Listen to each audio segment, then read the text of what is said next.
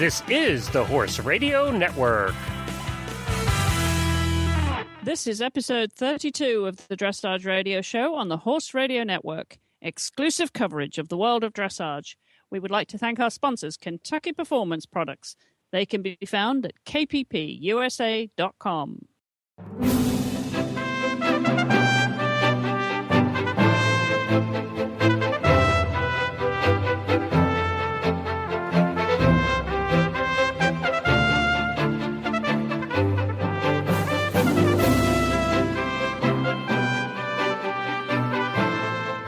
This is Chris Stafford in Lexington, Kentucky. And I'm Debbie McDonald, and you're listening to the Dressage Radio Show. Well, hi, Debbie. Here we are coming to the end of the year. This is going to be our last episode of 2009. You're in Sully, California in the 70s, and I'm stuck in Lexington in single digits here. There's something wrong with that. I know. I feel so sorry for you. I really do apologize, but I'm not missing it one bit. I bet you're not. Where did the year go? It's gone already. I can't believe it. I know. It just flies by, and as you get older, it flies by even faster. Oh, I know. I don't even want to talk about that. Well, we're looking forward to a really big year in this country. I think a big year for sport horses in the U.S. and, of course, not least of all because we have the World Equestrian Games to aim for later on in the year. But a lot going on. It's going to be a busy year, Debbie, and we've got a full show to finish the year off with. And our guest this week is going to be Scott Hassler. Of course, Scott, known to everybody in the world of dressage as being quite the leader in producing young horses. So I think lots of advice and tips there from Scott on how to produce young horses. And Deb, it's something that we've been asked to cover here on the show. We've had emails and we've had messages on Facebook. So clearly it's something that people, if they've not done it before, if they've never had a young horse, they maybe have got into horses with a schoolmaster or an older horse, and then feel confident and ready to take on a younger horse, but maybe not have the experience. I'm sure you see that all the time. It's so true. And I mean, there is no perfect scenario for any horse. I mean, they're just like people. Everybody kind of learns it on a different curve. So it does take a little bit of knowledge to produce a young horse to its full potential. And no better than Scott to help us along with that. So it's going to be a great interview. I'm very excited to be a part of that one. Yeah. Looking forward to hearing from Scott shortly. And of course, you have a barn full of horses, don't you? They're not all older horses too. How many youngsters do you have, Deb, that are like under 5? Oh, the majority of our barn really is youngsters. We have, the couple older Grand Prix horses, but mostly dealing with, I would say, 4 to 7 year olds. Really? And are they mostly American bred, or do you import them from Europe as well? Most of ours have been imported, yeah. Not that there aren't good ones here, but that was just basically what our sponsors kind of loved, the auction environment, and got hung up in that. So that's the reason for that. But there certainly are some beautifully bred horses here in the United States. I don't see any reason to go over there anymore, to be honest. Now, do you favor any particular breed, Debbie, or do you look at just the horse and first and then the breed second? I just look at the product, to be honest. Half the horses we have in the barn, I probably don't even know they're breeding on. I mean, they end up being mostly Hanoverians, again, because of the auction. But I have a couple of Dutch horses, a Holsteiner, actually. I mean, I really don't have a preference. As long as they do their job and do it well, that's good enough for me. Absolutely. Well, speaking of Europe, there's been an awful lot of action across the pond here since I last spoke to you, Debbie. So we'll get to the news of the week now, and we're going to start off with the headlines, which have to be about Tortillas, who once again broke a world record. What a fantastic horse! And he did that at the World Cup qualifier in Olympia in London before Christmas. with a score of 92.34, just inching out Parsival with Adeline Cornelissen. It really was impressive, Debbie. That's 3 times he's broken his own world record. That's amazing, isn't it? Well, and it seems like every time we talk, this is the top of the list. You know, I mean, yes. This horse really is going to hit 100% one day. I have a feeling. He is. He's a freak in that sense. I've watched him. I've absolutely have not seen him live yet, but I've heard it's just as lovely as it does appear to be when you watch him on the video, if not better. So I'm very excited to see that. And I'm also excited to see if maybe he might be coming to our Florida circuit for the Masters. I don't know. Yes, I believe he is. I've heard confirmation of that he that he was coming. And then I read something, just remembering it as you mentioned it, Deb, because I read something just yesterday that they're not going to travel him to Florida now. Well, I would think that would be a little risky with what's coming up for the year. That would be a couple times the horse would probably have to travel over, which is getting to be quite a lot. Yes. I know there was, and I was hoping to get down there to watch him. And then I just read something yesterday, I think it was, that he's now going to focus on the World Cup final because that's right on his doorstep. Right. And the World Equestrian Games, that's going to be the 2 target competitions. Well, that certainly makes more sense to me, you know, although I would love to see him here, but I think we will. Yeah, I think there's no doubt that we're going to see him here. Absolutely. Well, that was again a terrific performance there from Edward Gaal, representing the Netherlands, of course. And then they went on to Frankfurt for the next World Cup qualifier there in Germany, where again the Dutch took hold of that competition, this time with Imke Schelleken-Bartels riding Hunter Douglas's Sunrise. She won that on a score of 81.45, beating out the German rider Monica Teodorescu on her Whisper, who scored 77.90. And the Danish rider Nathalie Suzanne Wittgenstein with Digby came in 3rd. So another tough competition there, some high scores in Frankfurt. And then they came to Mechelen in Belgium just the other day for the 3rd World Cup qualifier in a row.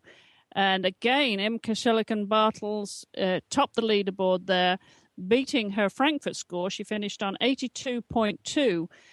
And I think the headlines from that competition were that Isabel Wirth made her come back into the competition arena, and she finished a very close second there with Warum Nicht on 81.65, followed closely by Jeanette Hassen from the Netherlands on Naarten.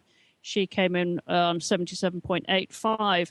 But the news also, apart from Isabel's comeback into the competition arena, was that Parsival, ridden by Adeline Cornelissen, who was second to Ed Gaal at Olympia, she actually won the Grand Prix, but then finished 10th in the freestyle. And that was because the horse got his tongue over the bit as they came back to the walk about halfway through the test. And so she was dropped right down the order. Obviously very disappointing for her to have that kind of score added to her record. But still, that horse is so impressive, and that doesn't happen every time, does it, Deb?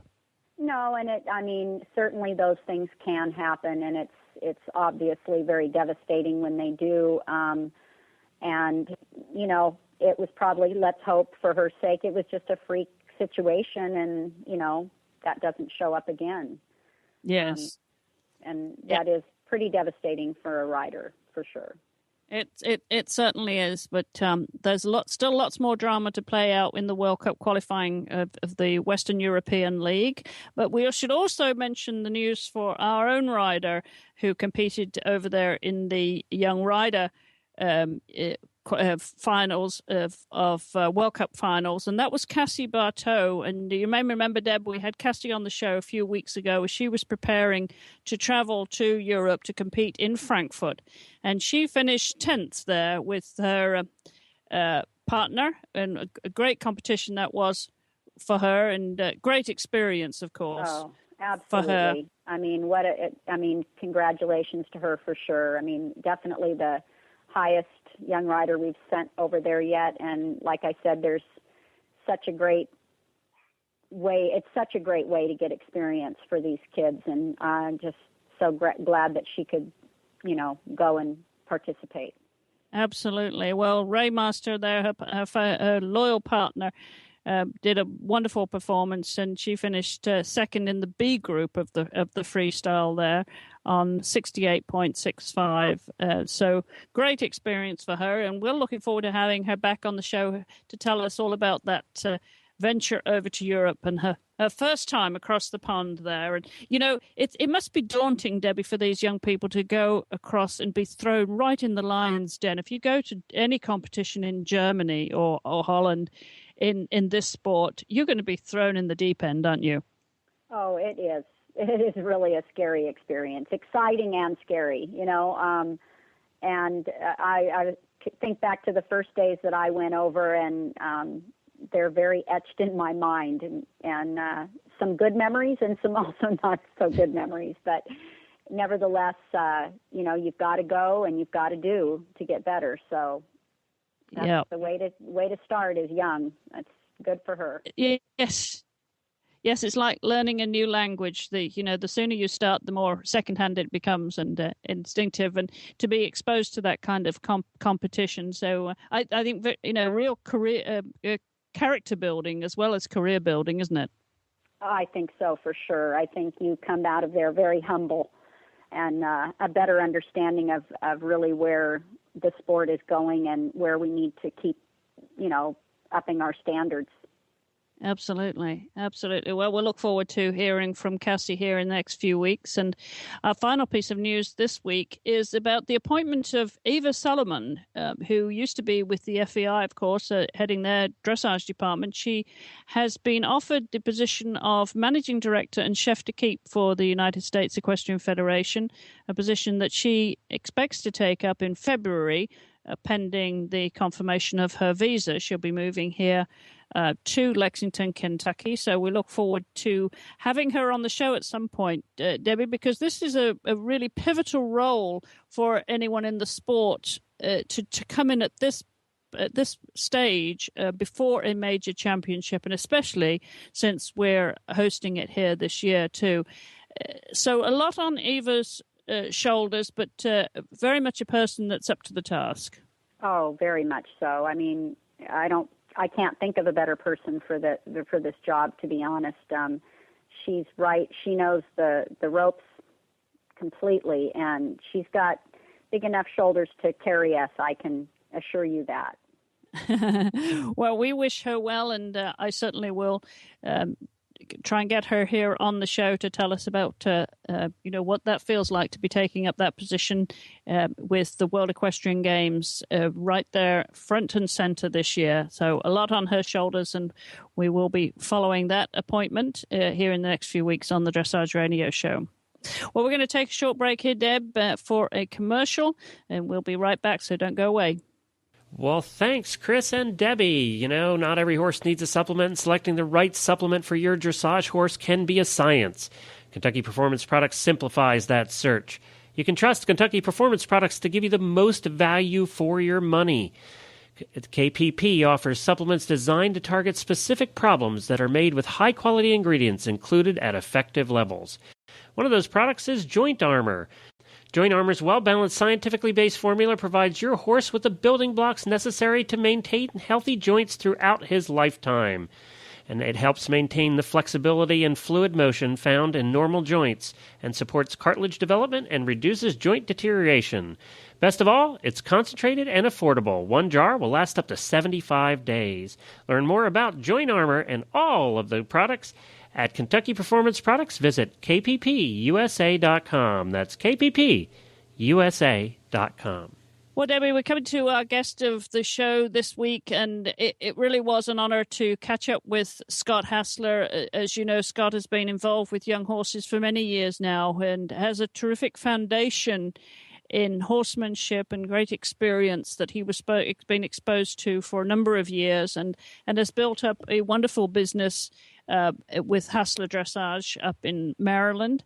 And also, of course, he holds the title of the USEF National Dressage Young Horse coach and trainer there. So an awful lot on his shoulders. But we had been asked, as I said earlier in the show, from some of our listeners for some advice on what it takes to produce a young horse. So we thought it only fitting to get somebody who really is considered the best in the business to join us and share his views and knowledge. So let's welcome Scott Hassler. Scott, welcome and thanks for joining us on the show. Oh, my pleasure. It's great to have you on. It's your first time here on the Dressage Radio Show, and a lot of people will be familiar with you and your reputation for producing young horses, for breeding and producing and coaching, and as your role as the USEF's National Young Horse Dressage Horse Coach and Trainer. So let's begin, if we may, Scott, with a little bit of background about the establishment that you have there in Chesapeake City, Maryland, with your wife, Suzanne. Tell us a little bit about how that all came about. Have you been with horses since you were knee-high to a fetlock? I was. Basically, I was almost born on a horse. But, in my early years, we had a very small family-run business in southern Pennsylvania, not far from Delaware, Philadelphia area, right there in the quarter. And my mother was a very successful hunter-jumper rider, and then eventing, and then on into dressage. So I grew up into horses, and my sister as well. She's both mother and sister are both in the Pony Club Hall of Fame. So I grew up really into Pony Club very strongly, which to this day I still really cherish those days of that background of Pony Club with learning not to be afraid and to jump and to be just free-spirited and learn the educational part and all of those things. So I think today that still's there. And then moving on from there, I was probably more of an eventing rider before I became such a serious dressage rider. And then I had a few horses that got hurt in eventing and backed off and just rode them in dressage, and really fell in love with that part of the sport at that level. And then I turned one of my actually was a warm blood, and he was pretty successful at winning like the national preliminary championships that year. And I thought, you know what, I'll just do dressage with him this year as well. And so the same horse was national champion at preliminary and at third level dressage the same year. So that was kind of fun. And from there, it really took, quite a turn into dressage. And then from 1990 until 2006, we built up and designed and developed all the programs at Hilltop Farm. And that was a great experience in those years. And still today, just look back on that opportunity, it was fantastic. And I think we accomplished a lot in a very short amount of time. And in those years, it was a very high-end dressage and breeding with warm blood horses. And, I rode into Grand Prix and had a lot of students and clients and all those things, as well as breeding. And then we did educational activities as well, and some neat breeding opportunities with embryo transfer, and those were just terrific years with a great client base, and very fortunate to have some great success. And then in 2006 we started our own business late in the year into 2007. And now we're based in Chesapeake City, Maryland, and very proud to have our own business. And we're doing a very, very exciting project with partners. We've been in construction for about 2 years now, 2.5 years, of designing and building a fantastic facility and property with things that we love, our passion, which is still going to be very highly based on education, public events, and probably some neat in-house student programs, as well as our regular training business for dressage. And so we have a full stable right now of almost 50 horses and a group of stallions. So all the things that we've always loved to do, which is a lineup of stallions, the training business, and also now youth is very important to us, is to be a platform where we can be there for the youth to develop themselves. Well, that's a very full schedule right there, Scott. And to add to that, you're also, of course, named, as I said earlier, as the young National Young Dressage Horse Coach and Trainer for the USEF. How do you find time for all these things? Well, if you are very blessed to do something that you have a great passion for, I think you find the energy and the drive. And a lot of people, that's a comment that we get a lot, is both my wife and I are extremely energetic, and I appreciate you saying that. And I think while you have it, you use it. One day you might not have it, so that's kind of our philosophy, is go while you have it. And for USEF, for the Markel Young Horse program, basically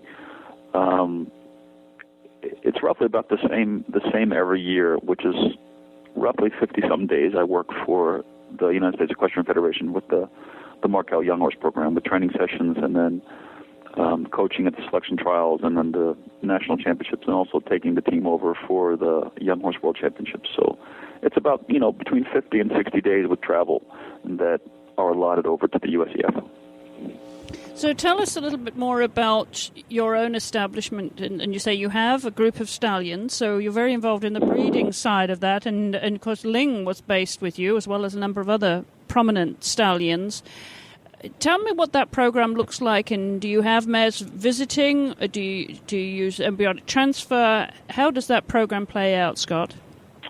Well, again, with the warm bloods, of course, the transported semen is extremely popular and probably most common. So you've got the fresh, cooled transported semen, and then you also have frozen semen. So in terms of the mares, they don't have to come to us or deal with any of that. The semen just goes to the mares' locations. And so our program, that's something different from when we left Hilltop and we came into our own business now, is that we have maybe one or two mares that we're having fun with to breed ourselves, to keep that passion. And then we have neighbors where we've got some mares that are private. So we don't have a mare band that's with our business anymore. We just have the stallions and we send the semen out. And like you had said, we have, I think on our roster for 2010, I think we have 11 stallions that we're managing, and very fortunate to have one of the world's best, which is Rousseau. He's very, very dominant and very famous, and feel very honored to have him in the lineup, and also love riding him every day. So tell us about this your training program then, Scott. You obviously have some that are bred that come to you, but you have altogether 50 horses you mentioned. That's a pretty big business. How much of that time do you spend actually riding and training horses for yourself to compete and for Suzanne, and also for your clients? How do you divide that time? I wish I had a great answer for that. You just do we do our best in general.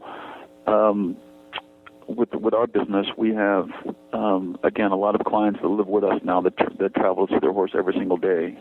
We've got a couple of youth that are with us from college. They come and ride the horse every day from University of Delaware, and then we have clients in a general area like a regular training business would be. So I try to be at the stable on a consistent basis from first thing in the morning until 1, 2 o'clock almost every day.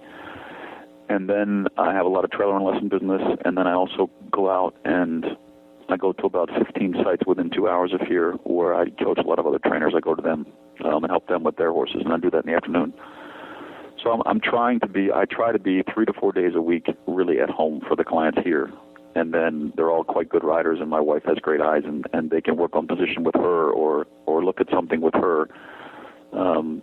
So I sit on probably, let's say on average, I sit on maybe 6 to 8 horses a day, something like that. But then I'm coaching and training about 35 horses a day probably. And your young horse trainer symposium has become an annual fixture. Tell us a bit about that, because that's something that's just for trainers. It's not open to the public, is it?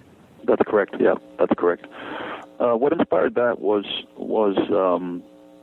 we feel that a breeding program is only as good as how well the horses are going to be ridden to bring out the best of the athlete. And we felt that in this country, and I'm not trying to be non-patriotic here, it's just we also have to observe things and be realistic sometimes. And I think that riding young horses in this country was and still is I would say behind the European schedule of our sport where they dominate. And what inspired us was to really focus on the bringing up of a young horse, because if we really think about it, the depth of what we're going to have for the future for Grand Prix horses is going to be out of the young horses, because they get a good foundation, they get good training, and if you bring horses along from the ground up in a confident way, most likely they're going to be better trained at Grand Prix and less issues to deal with. So that's what kind of inspired that. The event basically is done annually with our partners, Harmony Sport Horses, on that event.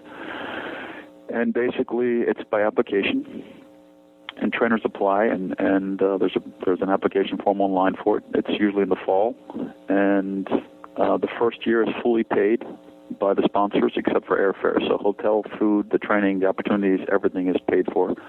That's our way of contributing to the sport. And then there's a fee. So after you've been selected in the group, you can come back every year. You're automatically invited. So let's just say a particular year, maybe there's 60 trainers that want to come back that have already been. And then there's very few new people invited in that apply. We're trying to get the group too big. But on average, we find that about 40 trainers, 45 trainers that have already been reapply to come back again. And then we accept maybe 10 to 15 more to try not to get the group too big. And it's just trainers. And we really train horses and have discussions, and it's long days. It's from early in the morning until late at night, and it's a dinner and then discussions in the evening and things you run into in the business with, working with your clients and how you balance your life between all the demands that are on us as horse trainers, and so that we get into some really good discussions, which is very powerful, I think, to hear 60 trainers really be open and discuss things. Well, that really is that is a. Sorry, I was going to say as well as the content of just the quality of training, but also the business and how we conduct ourselves as professionals and build our reputation and all those things. So it's much more than just how to train a horse. It's a lot about networking and working together to be better as a unit. Yes, this is, Scott, is a marvelous contribution to the sport, and you've identified what is basically maybe a weakness in this country, and even more important with the number of adult amateurs that come into the sport in all the Olympic disciplines, actually. And that's maybe the lack of a foundation and knowledge that we might have had, from the early age, certainly speaking for myself, and I know, and others that have had the benefit of Pony Club, like you have yourself. And it becomes more important that we establish those principles of horsemanship. So I think what you're doing is obviously very fundamentally essential for the development of young horses. And I want to get to that, Scott, because we've had listeners write into us to ask about how do they start? How do they go about if they've not produced a young horse before? They may have a mare that they want to breed with, and they may want to bring that young horse on themselves, or they may have the opportunity to buy a young horse, but not the experience to educate a young horse. Where would you advise them to begin, Scott? That's a great question, Chris. I think finding resources locally, or that would be ideal, to find resources locally to them that they can still be involved with the program. But I would definitely recommend, if you haven't had the experience of doing it yourself, it's such a critical age, and young horses can be very unpredictable. Some can be really easy about everything. Some can be very flighty and nervous and insecure.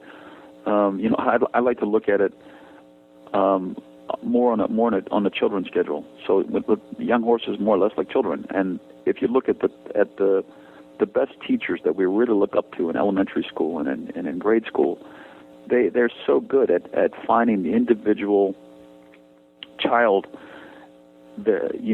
what they're dealing with. Are they shy and insecure? Are they bold? And they balance that in a beautiful way and channel it. And I think that's the same thing we're talking about with young horses. So there's a stage I would recommend if you're not experienced at it. It's not a cop-out to get help. It's probably a very, very smart thing to get some help and some guidance, and to try to find resources close to you, which you can still be involved, but let them do a lot of the work, especially the first 2, 3, 4 months of putting confidence in the horse, and you can be involved in that procedure. But I think young horses is really a kind of a specialty at that stage of life, and I think very often it gets very easy at some point, and that really varies per horse, but that's when you can make that transition over to yourself. And again, that's really not a cop-out. I think you should have assistance. If you're not experienced in doing it, you should have assistance in guiding you along the way. And as I said, Scott, you have established yourself with a reputation for being really the leader in this country for producing young horses. And just speaking to that, when you're producing young horses successfully, a lot of that basic knowledge and understanding comes from an intuitive sense of analyzing each horse's temperament, their personality, and how to handle them. And that's not something, if you don't do it regularly, maybe you just have one horse in your backyard and you maybe understand him. But if you're then getting a young horse, you need to have that intuition, if you will, of understanding that horse's temperament, don't you? And that doesn't come easy, but you need to open your senses, if in a way. What would you say, Scott, would be the key qualities really to producing or to identifying the needs of a young horse and their temperament? Yeah, I would say, like you said, it's a lot of it's just natural feel and a natural ability to read young horses and to try to guess what their thing is. But I think in the end, most horses will pick their way to be, if I don't like to use the word resistant, but they'll pick their way to show their emotions. And it's pretty consistent. You have some that bolt, you have some that shut down, you have some that shy a lot, you have some which are just totally fine and easy. So they kind of will pick their area that you should be aware of and then be ready for it. And I think another thing is, we look at the old horseman's rules and you read things all the time, and one thing is the incredible sense that a horse has in reading the energy of the person. And we've always heard, don't mess with the walk a horse on a completely long rein on the buckle so you don't disturb the walk. They can even feel you on the buckle. So I think that's also really important, is that they can sense the fear of a rider. And I think when we talk about young horses, that's something that just has to be, thrown right out in the open, is if you have fear, the horse will sense it, and that will show up. And I think that's, again, why I started our dialogue today by saying, I am so thankful that I had Pony Club, because I just learned to be a free spirit and not be afraid of horses and run across fields and gallop and be a kid. And I to this day, I have zero fear on a horse. And I just, I feel very blessed by that. And also just an incredible read for what horses do. But if you get tense and a horse has insecurity, then they even get more afraid. And I think it's important to be present to what's going on, but not be forceful or rigid. And to kind of just go with the flow sometimes.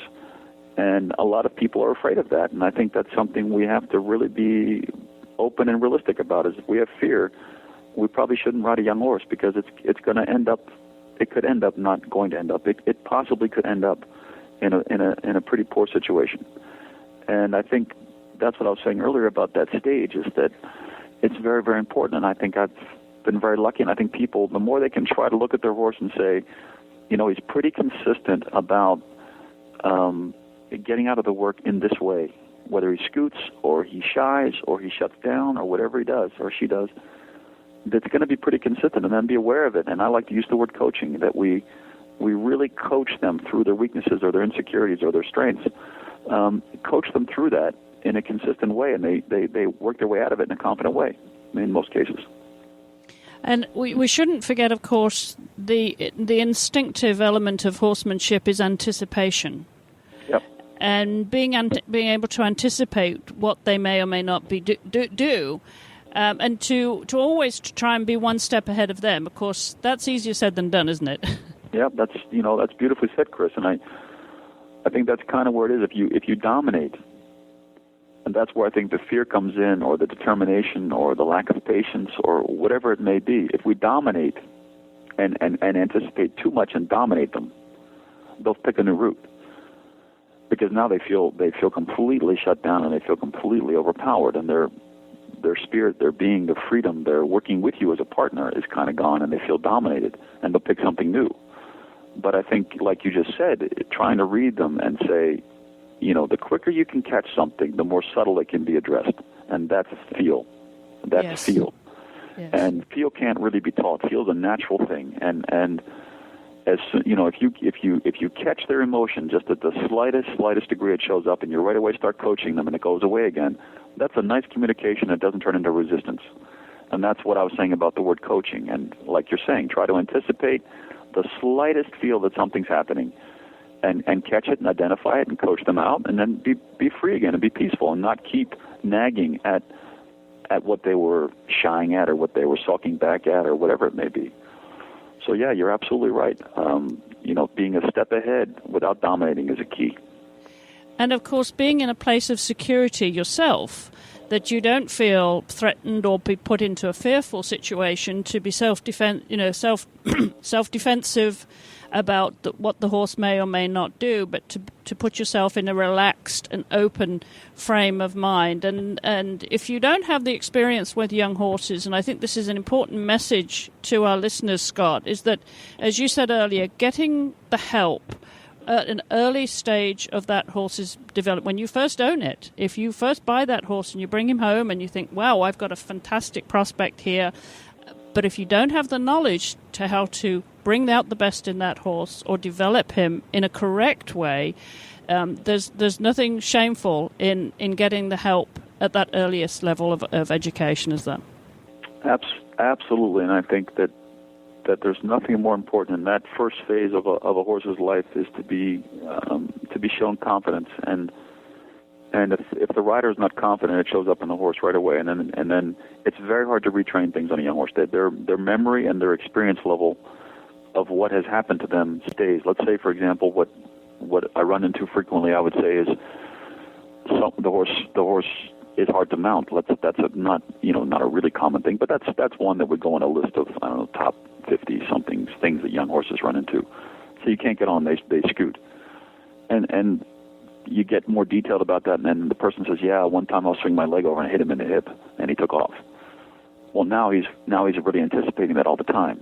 So every experience is really, really critical that it's confident and nice. So absolutely, it's not a cop out at all. If you're really, to all the listeners out there, if you're really inclined to buy a young horse because you think it's a fun process and a fun thing, don't be afraid to get help in the first stages of life. It's not a cop out at all, and then take over when it's the right time for you to take over the horse. Absolutely. And looking at producing young horses, Scott, and producing for the ring too, people think they might want to show in hand, for example, and they've never done this before. What advice would you give them to do that, to find a right trainer nearby? Yeah, like to do the in-hand work is really fun. The USDF, United States Dressage Federation's Breeder Championship Series, they're really fun, and I think it's a great experience for young horses to get out and go to shows without being ridden yet. They see the environment, and they learn to stable overnight or trailer there and back, and get used to a lot of horses and a ring and experience, and I think that makes the showing process later, really good. And to get the help in that, there's some on the USDF website. There are some handling DVDs they have, I believe, and then also just trying to find regionally who does that, who's good handlers, and who can teach that to you in local areas, and go for it. Absolutely. Now, are you a big proponent of long lining as well as lunging, Scott? Do you long line your horses any distances before you back them?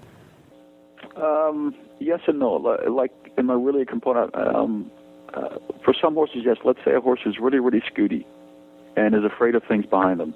That's a horse absolutely that gets long lined, for sure. That they handle things brushing behind their legs and all of those things. But a horse who's pretty simple and straightforward, I personally just don't do a lot of long lining. It's something I just don't. It doesn't have to be done, in other words, in the system. But a horse is really sensitive, absolutely, a lot of long lining from behind.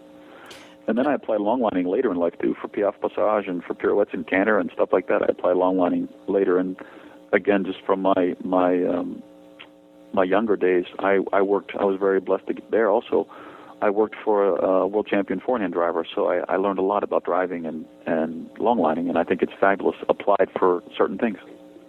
Now, when would you typically start to lunge and long line a young horse, Scott? At what age? Again, Chris, I think it depends upon, and this is for the readers obviously as well, I wish it was so simple with horses to say here's a schedule. I think the growth schedule of young horses is really, really important. You have, at the end of like the 2-year-old year, so late in the 2-year-old year, coming 3, a lot of horses show pretty good balance. The feet are good. Their nutrition looks good. They're in a good phase. That's certainly a great time to think about starting with them. I would say the most popular time is spring of the 3-year-old year. And again, all of these things are in consideration of their health, how their feet are, how their growth looks, how their nutrition looks.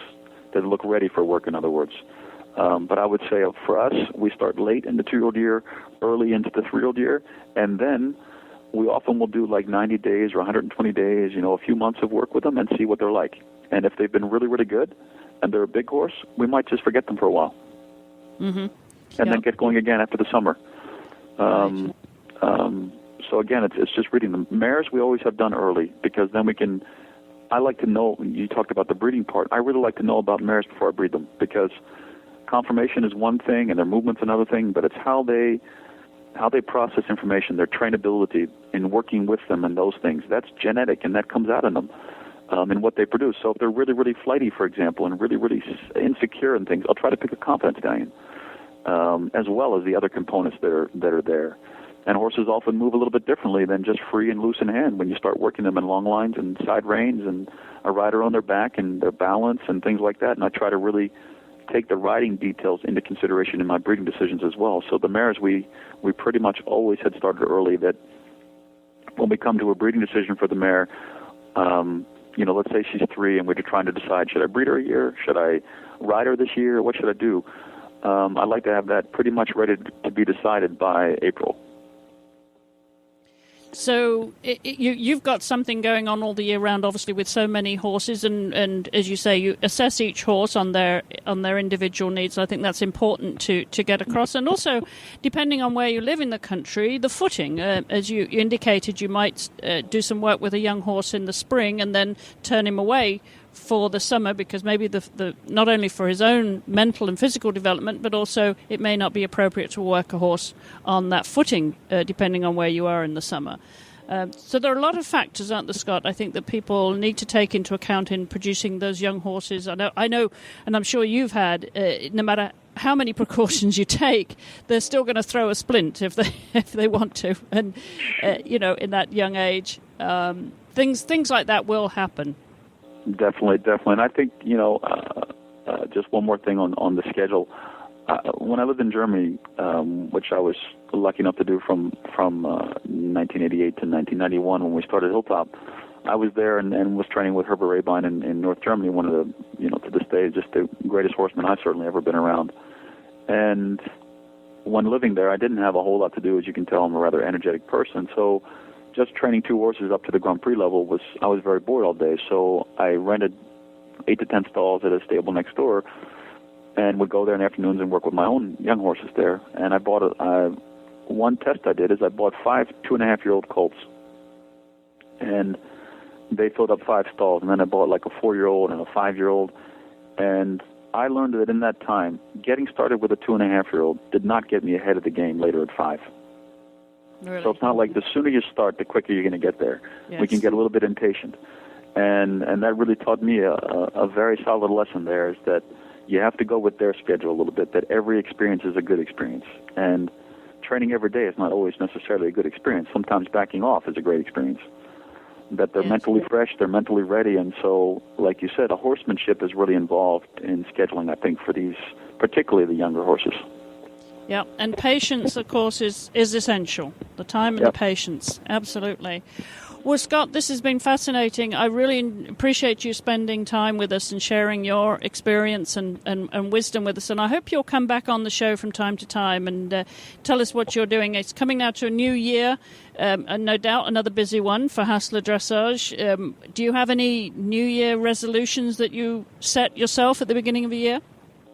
Well, not so much New Year resolution, but this is the year that we're going to open our new training center, and we're extremely excited about that. We're going to hopefully move the horses into it, around March, and then, we should be fully functional, I'd say, with all of our business by the summertime, and it's truly just fabulous. So I think our New Year resolution is to take it one step at a time and not get ahead of ourselves and try to enjoy everything as best we can. Well, terrific. Well, we wish you the very best of luck with your business, Scott, and we will put a link on our website to Hassler Dressage and hope that you'll join us back here on the show in the coming months. You bet. It was my pleasure. Well, that was great to hear from Scott. Debbie, when we talk about horsemanship, it's something, as we mentioned in that interview, it's something that it so often is instinctive, it's feeling, it's intuitive, it's anticipation, and some of those things you can't teach. So you really just need to be around horses as much as you can and get the feel of that personality, their character, their temperament, and it really takes a lot of patience with young horses, doesn't it? It really does, and you're right. It takes time. It's not something that a young person is probably going to have the technique to carry on. It takes a lot of years to kind of read the horse and get the horse to understand and speak their language, not trying to teach them to speak ours. So I think Scott's an amazing person for this job, and all his information is always so spot on. It really is, and as we said, we were going to welcome him back to the show anytime to share maybe some tips with us, and so we're looking forward to that, and maybe having other people there from his team at Hassler Dressage. So thanks again to Scott, and as I mentioned, we will put a link on our website to Scott's Hassler Dressage website. Well, we're going to take another little break here, Debbie, and then when we come back, we're going to talk about our topic of this week. And from that, I believe you have a trainings tip. So stay tuned. We'll be back in just a second. Hi, Glenn the Geek here, founder of the Horse Radio Network. We've been getting a lot of emails lately about the quality programming we have on the Horse Radio Network with all the different shows that we do. Many people are asking us what they can do to help the Horse Radio Network grow and expand the range of programming even further. There are 3 ways you can help. The first is to keep listening every week and to subscribe through iTunes or Zune. The second is to support our sponsors and write them emails and tell them thanks for supporting the shows. And the newest way you can help is through Amazon. The next time you need to get something, or anything really, through Amazon, just stop by the website at dressageradio.com and click on the Amazon banner in the middle of the page. Amazon gives us a percentage back for anything you buy, and it doesn't cost you anything extra. All it costs is a couple of clicks to come on to our website first and click on the banner before you buy anything at Amazon. It's that simple. You were going to buy it anyway, and coming to the dressageradio.com website first helps you support the Horse Radio Network. We thank you for listening and supporting us here at the Horse Radio Network. Well, Debbie, this week I thought we would talk about something which, everybody has to deal with if you have horses. And if you get into the sport of dressage, you probably look at a double bridle if you've never used one before and think, well, should I be working in a double bridle every day, or should I just use it at home? Should I just use it at competition, rather? And if I have a young horse, when should I start to teach him to ride in a double bridle? So I thought this would be an interesting topic of discussion, Debbie, and something that everybody in dressage faces eventually. Obviously we all deal with that, and I think the first point is, when do you introduce a horse to the double bridle? And I certainly would never introduce the double bridle until the horse was really accepting of the snaffle. I have seen in the past, which is very disturbing, where people actually go to the double bridle to think that they're going to get better control or, put the horse into submission. And those are definitely the wrong reasons to be putting the double bridle on. The double bridle, is something that unfortunately or fortunately, however you want to look at this, is something that in the FEI rules still state that we must show in a double bridle. Although our national rules, as I just heard from Hilda, is that they can show the Grand Prix in the snaffle now. And that was new to me. I hadn't heard that had been actually passed. But apparently that is the case. But that doesn't help for anybody that has the ambitions to go international for sure. So again, fitting the bridle can be very tricky. It all depends on, whether you want a shallow or a higher port, being tongue pressure or palate pressure on the horse's mouth, and knowing the anatomy of the mouth, basically. That's a huge part in acceptance of the bridle as well. So it is something that it's nice to have somebody that's had some experience to help you when you're introducing it, and also not really going right to work with it. Put it on, take the horse for a little hack a little bit, just see how it feels, and then start introducing some real work with it. But to put it on pick the horse up and expect it to be right there sometimes can come back and bite you. So it's just something you want to add to, depending on the horse especially, very carefully and tactfully. And of course, there's the fitting of it with having the two bits, with the snaffle and the bradoon, and fitting the curb correctly. Debbie, do you want to talk us through that? Because that's so critical, how you twist the curb to get that to lie flat on the horse's chin, and how tight you have the curb. This is something which is critical in the correct fitting of the double bridle before you Correct. Get started. Well, a lot of people do think too that, like, for instance, when you adjust the curb chain, that you certainly don't want it really tight. But if you have it really loose, you also are rotating that bit much further in the horse's mouth, which can produce problems with the pinching of the tongue and things like that as well. So again, that also comes into play. You don't want to leave it hanging there, because sometimes then you get too much angle in the curb, and then it does rotate in the horse's mouth, and it will cause pinching with the tongue and interfere with the snaffle. So, you always want the snaffle a little bit higher, and although when you put it in the horse's mouth, it'll sometimes appear that the snaffle is hanging down, but when you pick up on the reins, you'll actually see where the snaffle picks up in the horse's mouth, and then there's a good clearance for both bits. But it's something you need to look at. You don't just take it for granted that it goes like this or that. Some horses you do have to play around with the pressure, and some just take right to it. It's just like training them. Some learn on a different curve than another one. So, there's no set rule really as to how it should or shouldn't be, because every horse is a little bit different.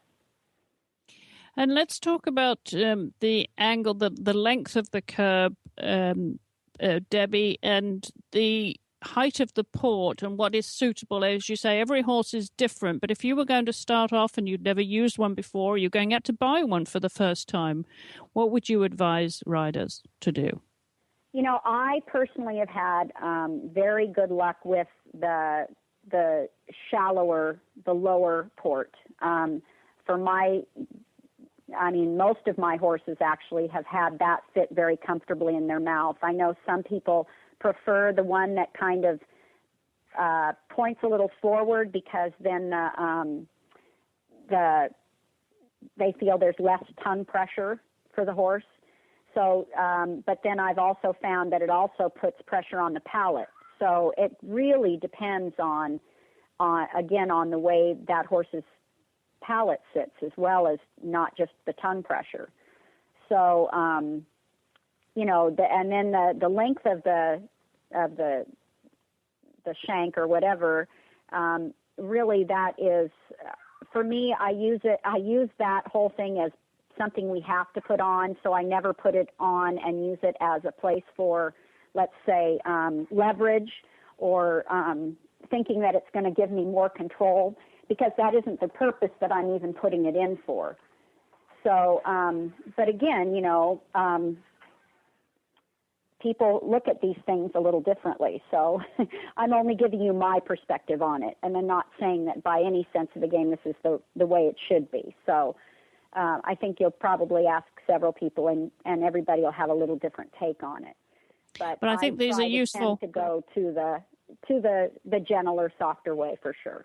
Right, then, and absolutely start off with a very kind sort of Tom Thumb shank, as we called it, a very short one where you don't have the severity of the leverage, which adjusts the position of the curb in the horse's mouth. And the other thing to remember, of course, is the lip strap. Don't forget to do the lip strap up. I've seen curb chains get lost in the mud because people forget to put the lip strap up. We could actually do a show one time on bits, and I just want to say something that really intrigued me was I went and did a horse expo in Canada where I forget his name, but Myler Bit Man was there. Oh yes, Bob McNair. And basically, it was quite an interesting conversation we had, because we, meaning of all the other disciplines out there, the dressage world is the only one that won't recognize more than just maybe one or two of his bits. And I said to him, why is this when you have he's devoted his entire life to making horses bits fit comfortably in a horse's mouth. And all he could say to me was that the politics of our sport with the certain people that make bits will never let his bits pass. So, but it's very interesting to listen to this man talk about how, in his mind, a snaffle is sometimes more abusive than a curb because there is a pinching factor in it, anything with a joint. Yes. I mean, it's very interesting. It would be a fun conversation maybe to have him as a guest one day and just pick his brain a little bit. That would be good. Well, I certainly will give Bob a call and see if he will come on the show and talk to us about bits and bitting, because it is so important. You know, we take some things for granted, don't we, Deb, when it comes to this? We throw a bridle and saddle on them, and sometimes, don't stop to consider, is it fitting as well as it should fit, and are we abusing the horse because we've overlooked something in the fitting of the bits and saddles too, of course. Yes. So I think that would be a great topic of conversation. I know, not that we're going to change the world and the bits, but I think it makes a little better understanding of people when they put something in a horse's mouth, what it could be doing. And I think he truly has devoted his entire life to this, and he's a very interesting man to talk to. Well, I will certainly contact Bob Mickler and see if he'll join us here on the show. And the other thing I wanted to mention before we move off the subject, Debbie, is how sometimes the horse will get its tongue over the bit, but with a double bridle, they can also get their tongue between the bits, which is a real pain, isn't it? Oh, well, a lot of times when that happens, you pretty much almost have to withdraw because you really can't touch the horse because it is painful. Yes. So it is, it truly is a like I said, even the tongue over, I mean, it's devastating as a rider because you're pretty much at the mercy of just hoping things can get at least through the test because you don't have a lot of control over that situation. Mm-hmm. And yeah, it can be something as much as just a minor little pinch, and the horse just reacts, draws the tongue up, and flips it over or out the side. Yes. Yes. Well, we heard about, obviously, Parseval at Mechelen. He got his tongue over the bit. Yeah. Halfway through the competition, halfway through the test. And that relegated him all the way down to 10th place because I'm sure Adelind could do very little but just go through the paces to finish the test. Absolutely. Absolutely. And, I'm sure that, it will hopefully not happen again for her because that's pretty sad to see when you see such a spectacular combination and then something like that happen. So I hope for her sake that was just a real freak situation. Absolutely. But I think good advice there on the use of the double bridle, Debbie. Thank you for that. And we will take up your suggestion of making this a topic of discussion with Bob Mickler and talk about bits and bitting in a future episode here on the Dressage Radio Show. But for now, that's our tip of the week. And I thank you again, Debbie, for sharing that with us. And these tips, of course, are not only heard on the Dressage Radio show, but also on Horse Tip Daily. You don't want to miss that. Again, another show on the Horse Radio Network. And Debbie, we've had a lot of fun this year with the Dressage Radio Show. We've had some great guests.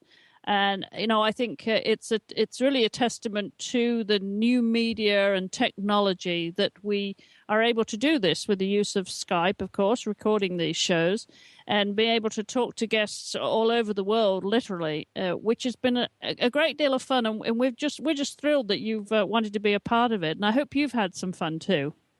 I really have had a lot of fun. At first I wasn't so sure, but the more I do it, I'm enjoying it. And I have heard so many people come up and they've, said, I really enjoy that radio show and they listen all the time. So it definitely is something. I think the more and more we're doing it, it's getting out there and it's getting used even more than I thought it would. So it's Absolutely. pretty exciting.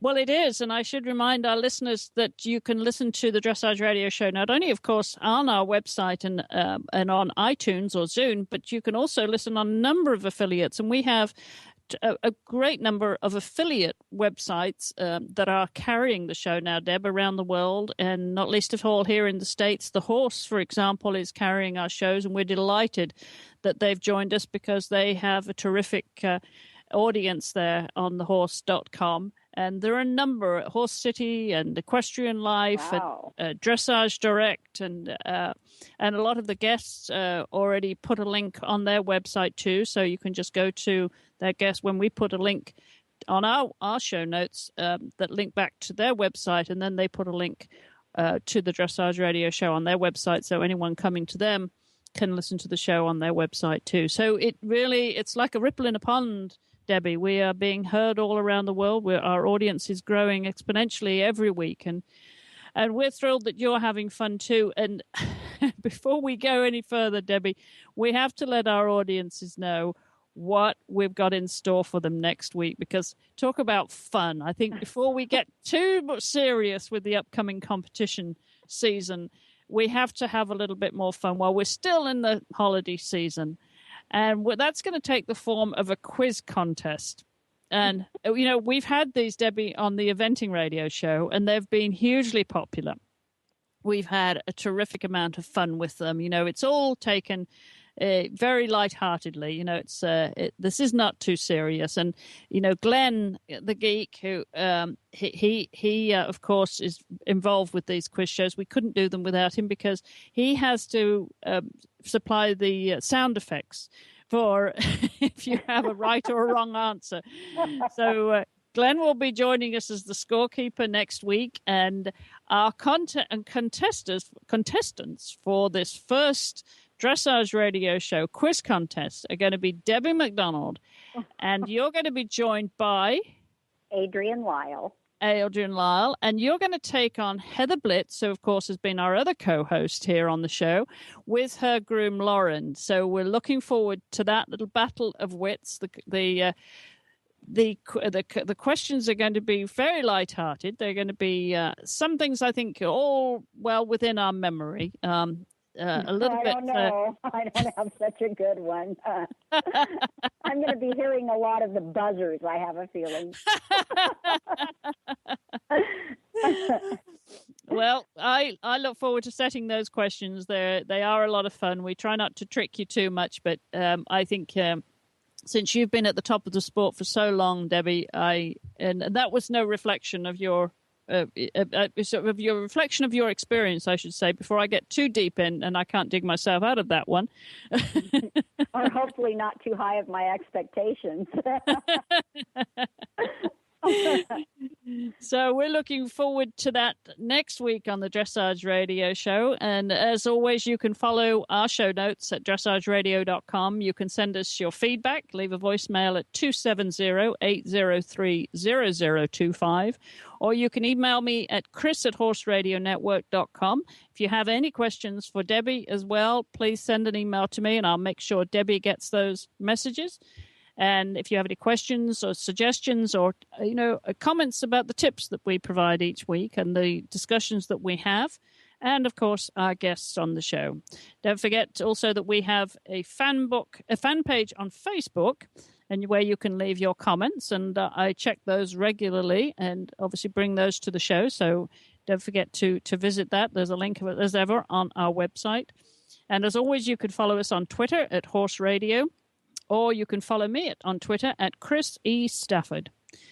We would like to thank our sponsors, as always, for their support for the Dressage Radio Show. Without them, this show would not be possible. So, again, our thanks to Karen Isberg and Kentucky Performance Products. They can be found at kppusa.com. Well, Debbie, that wraps it up for this week, and I just can't wait for next week. This quiz. Yeah, I think it will be a lot of fun, for sure. I think it will. I think we're going to start something here. And, the winners next week, of course, are going to have to take on any all-comers because there will be other contestants that come along, and there'll be, reputations at stake here for the Dressage radio shows. Quiz champions. Oh, gosh. All right. Well, we're looking forward to that. Debbie, have you got a busy week, or are you just enjoying the weather over there in California? No, unfortunately, it's pretty busy, but I don't know what I'd do with myself otherwise, so I guess that's a good thing. That's a good thing. Great. Well, enjoy the weather. I won't keep reminding you of how cold it's getting here while you're enjoying warmer climates. I might have to come over and visit you sometime. That's true. All right, sure. Debbie. Well, until we meet again this time next week. Yes, I'd just love to say good luck to everybody for the new year, and a lot of health and just lots of happiness. And enjoy your riding. Enjoy your riding, and a Happy New Year to you all from everyone here at the Dressage Radio Show.